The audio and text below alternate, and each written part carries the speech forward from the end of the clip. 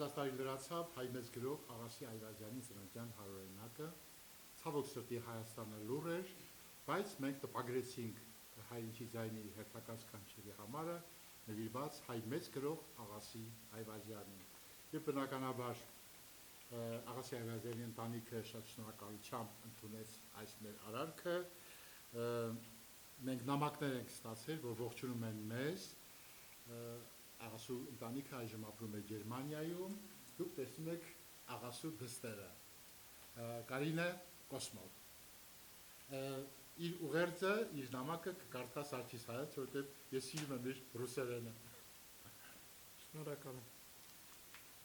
Дорогой Абгар, какой прекрасный подарок вы преподнесли нам в этот Новый год. Ваша газета действительно чудо, очень красивая, жизнерадостная и светлая. Моя мама сказала бы и о вас, Абгар – это чудо. Чудо-человек. Я прямо слышу сейчас ее восторженный голос в ваш адрес. Спасибо вам огромное, дорогой Абгар, за этот невероятный праздник души. Вы снова собрали вместе нашу семью и стали для меня тоже очень родной душой.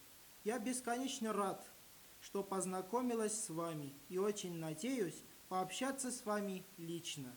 Как только приеду в Ереван, буду напрашиваться на встречу. Обнимаю вас, поздравляю с Новым годом, желаю здоровья и творческой неутомимости.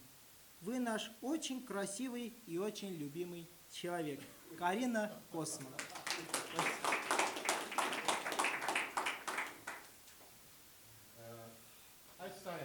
Այն կյանքը, որ մենք ուզում ենք ստեղծել, բարեկամություն, հարազատություն, չարակամություն ոչ, չարակամներին քշենք, բանենք, խնդրում եմ, ոչ մեկին չթողնեք մոտենան մեզ, մնանք բարիներով, սիրելիներով, հարազատներով, եւ հիմա ժամանակը լսելու մի